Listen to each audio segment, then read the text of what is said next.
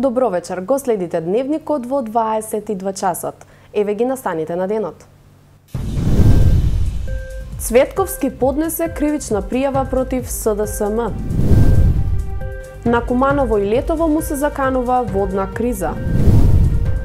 Хепенинг за најмладите на градскиот плоштад.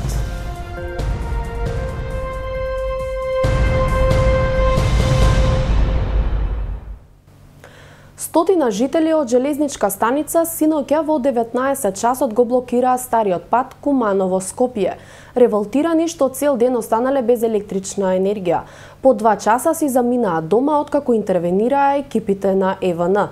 Од компанијата тврдат дека претходно биле спречени да работат на терен и затоа населбите останале без електрично напојување, подолго од предвиденото.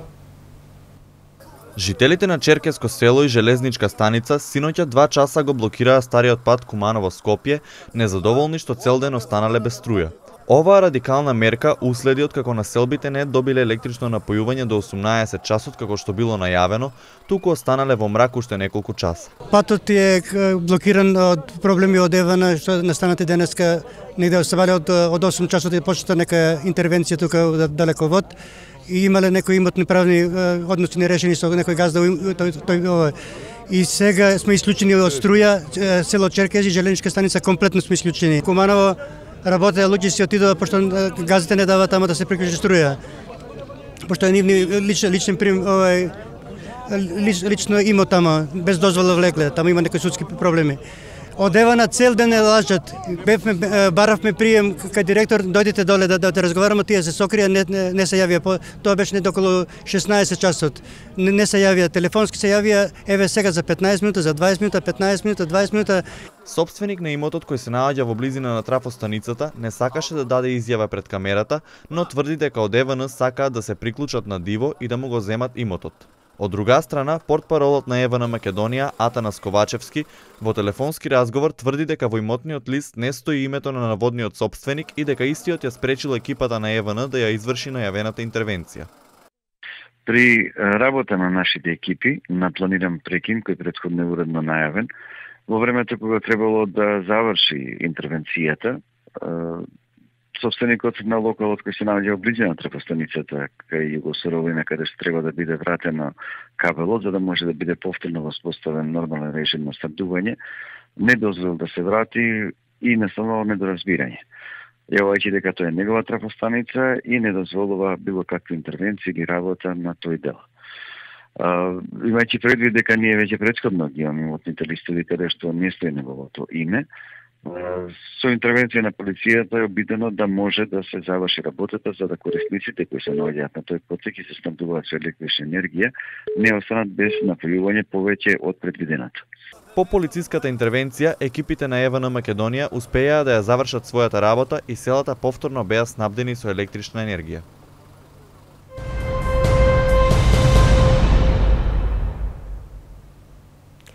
Кривична пријава ќе добие СДСМ од секретарот на ГРОМ, Виктор Цветковски. Тој смета дека по објавениот телефонски разговор со министерката Јанкуловска му е нарушена приватноста. Цветковски призна дека пред вториот круг на локалните избори во 2013 година разговарале за коалицирање со ВМРО-ДПМНЕ, но и со СДСМ. Затоа ако повика раководството на СДСМ да ги објави и нивните разговори. Секретарот на ГРОМ Виктор Цветковски ќе поднесе кривична пријава против СДСМ поради објавениот телефонски разговор со министерката за внатрешни работи Гордана Јанкуловска. Тој наведе дека со пријавата му е нарушена приватноста и дека истата ќе биде поднесена за неовластено прислушкување и тонско снимање. Нема да дозволам на никому да се игра со интегритетот, приватноста и достоинството мое и да објавува разговори кои што разговори се приватност согласно Уставот на Република Македонија член 25. Тој признава дека разговарал со министерката Јанкуловска пред вториот круг локални избори во Куманово во 2013 година, кога тој беше кандидат на независната граѓанска опција Кога ако не сега. Но поради тоа што не обезбедиле учество во вториот круг, биле принудени да коалицираат со некоја од партиите. Условите кои што ги поставивме ние во тие преговори и со Социјалдемократскиот сојуз и со ВМРО-ДПМН беа прифатени од страна на ВМРО ДПМН и со тоа влеговме во можна соработка за вториот круг и евентуална соработка по конституирање на локалната власт, односно органите на локалната власт. Тој тврди дека разговорите за коалицирање со СДСМ започнале на барање на градоначалникот Зоран Дамјановски и затоа го повика раководството на СДСМ да не селектира и да ги објави и тие разговори. Градоначалникот Зоран Дамјановски одговори на обвинувањата на секретарот на ГРОМ Виктор Цветковски, кој поднесе кривична пријава против СДСМ. Кои се мотивите што вака се однесувавте после 2013 година и што вака се позиционирате во политичкиот живот на Република Македонија, тоа само вие знаете. Меѓутоа е нормално да јас, Зоран Дамјановски, како човек кој излезе од листа на Социјалдемократскиот сојуз како кандидат за градоначалник кој имаше одличен резултат во првиот круг, да разговарам со мој партиски соистомислител кој заедно делувавме многу години. Јас одговорно тврдам дека во ниеден разговор со вас не сум брал непринципијална подршка од вас. Сметав дека бевте социјалдемократ и извршувате најголеми политички функции во Куманово, а и на ниво на држава како државен секретар на Министерство на правда, за кое треба да знаете кои се ингеренциите на државната безбедност и кои се ингеренции на петата управа во однос на прислушкувањето на определени особи во нашето општество.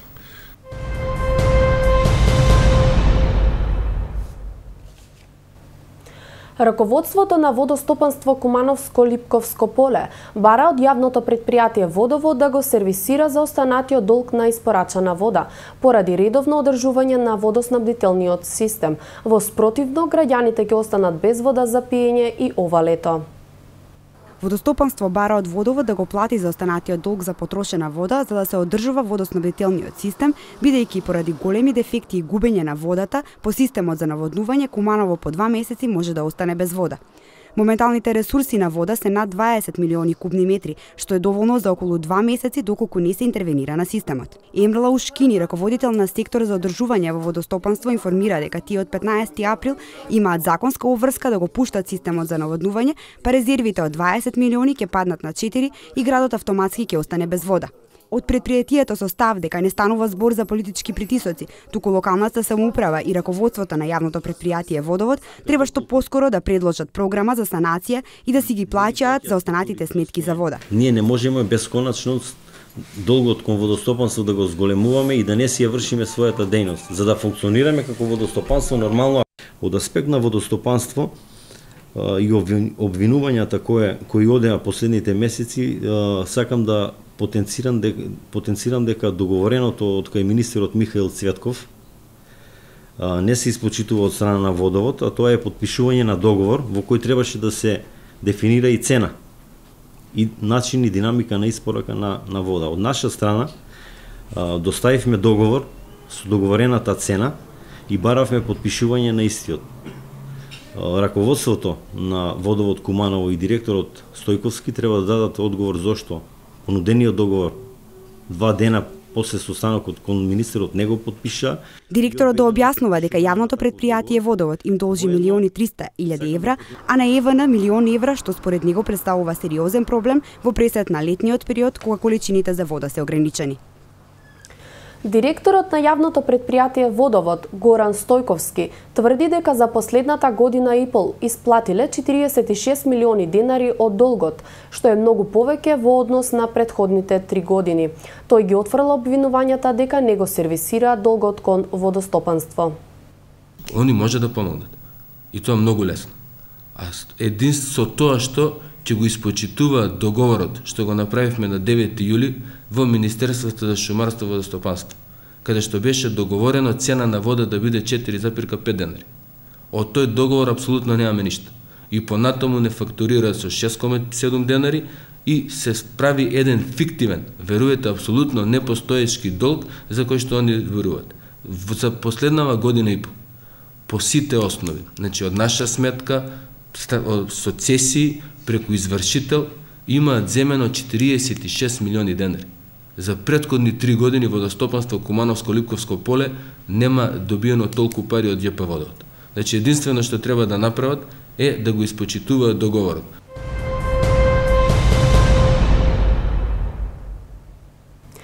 На ден 4, 5 и 6 април ќе се изврши дератизација против глувци на територија на општина Куманово. Третманот ќе се изврши со поставување на мамки во отвори од шахтите на постоечката канализациона мрежа, а ќе бидат опфатени и отвори што служат за собирање на атмосферска вода.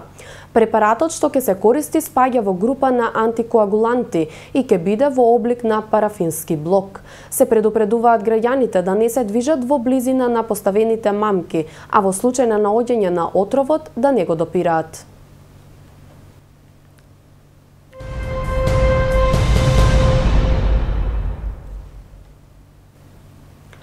Од Куманово ја најавуваме долго очекуваната македонска пролет, а целта е со сплотеност и решителност на граѓаните да ја вратиме слободата и демократијата во државата, порача од Куманово лидерот на СДСМ Зоран Заев на синоќешниот протестен марш. Највисокото партиско раководство на СДСМ, членови и симпатизери на партијата синоќа го одржаа првиот протестен марш низ улиците во централното градско подрачје како дел од проектот Вистината за Македонија. Како што рекоа челните луѓе, од Куманово се најавува долго очекуваната македонска пролет, а целта е со сплотеност и решителност да се врати слободата и демократијата во државата. Последните денови ги гледате како ги променија сите своји политики. Веднаш го свртија она што беше и наетнивни и кон студентите, и кон наставниците, и кон учениците, и кон хорарарците.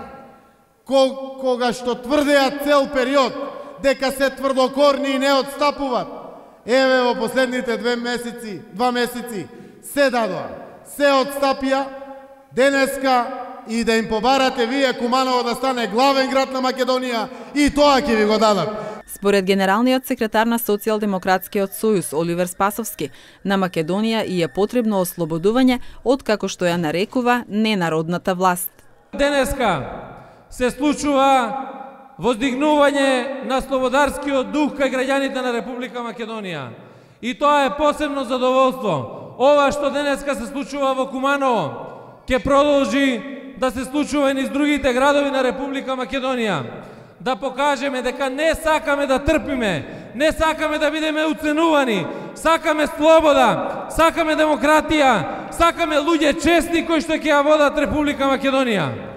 Спасовски додаде дека и во натамошниот период предстојат факти и аргументи кои ќе бидат обелоденети на македонската јавност.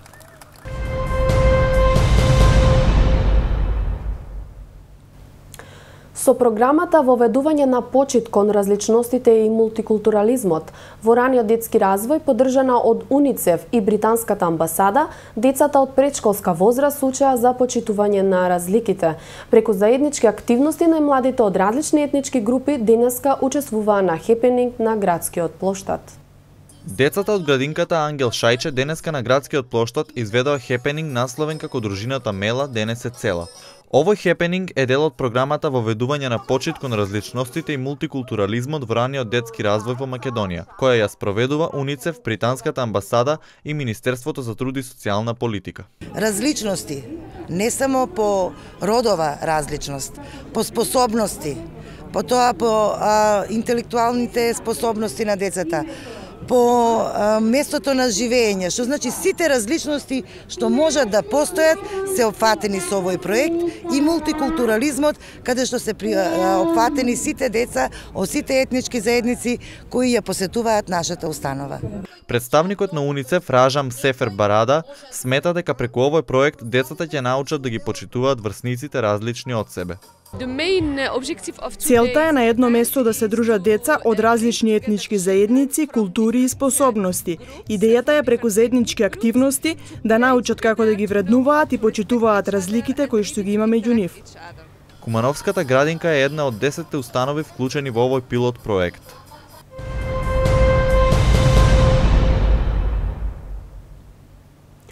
Во просториите на Народна техника, утре вечер во 19:30 часот, културно-информативниот центар на србите во Македонија, Спона, ќе одржи книжевна работилница на тема Мирослав Антич или Големо дете. Работилницата ќе ја води Елизавета Краљевски, магистер по општа и компаративна книжевност и ментор на детскиот драмски театар во Куманово. На работилницата може да присуствуваат сите заинтересирани граѓани.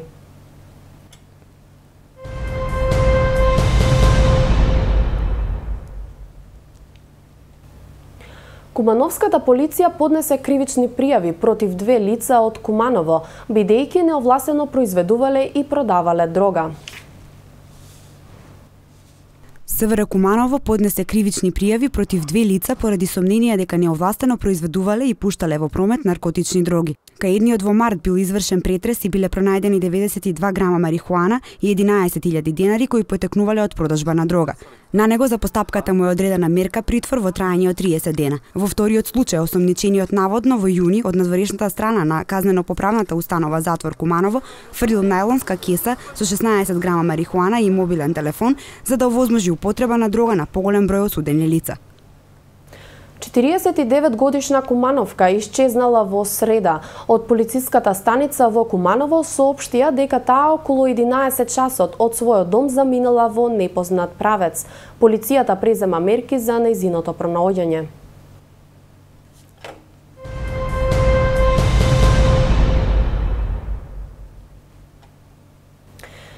Истакнатиот кумановски ракометар Стефан Трајковски смета дека во Куманово постојат потенцијални ракометари и добри тренери кои знаат да работат со спортистите, но тешко се наоѓа спонзор да ги финансира. Со тоа се губи волјата кај идните спортисти за негување на ракометот.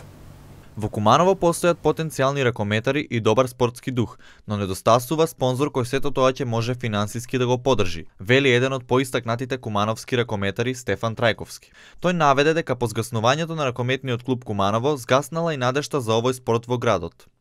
Недостасува спонзор едноставно. Екипата минатата сезона избори пласман во Суперлигата, обстана, но сепак не најдоа спонзор за да издржат и така беа принудени да се откажат од Суперлигата. Никој не се нафати да продолжи функционирањето на РК Куманово, така да сите беа принудени кој може да се снајде да продолжи да игра. За жал има многу добри деца, потенцијални кои може да напредуваат, но немаат каде да играат. Како што вели тој, по згаснување на ракометниот клуб Куманово, сите ракометари морале да заминат од градот и да бараат шанса за играње во клубовите низ Македонија. Со ракомет се занимавам од 4-то одделение, така да повеќе од 10 години професионално. Моментално сум во екипата на Тинекс Пролет од Скопје, каде што изборивме пласман во плей-оф и сега од овој викенд ни започнува плей-оф каде што ќе ни се приклучат Вардар и Металург. Тој најави дека има подпишано договор и во наредните 2 години ќе игра во редовите на ракометниот клуб Тинекс Пролет.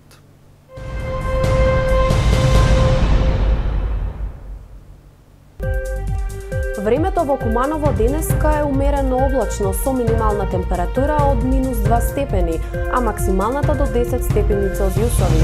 Утре во Куманово времето ќе биде претежно облачно со минимална температура до 4, а максималната до 12 степени.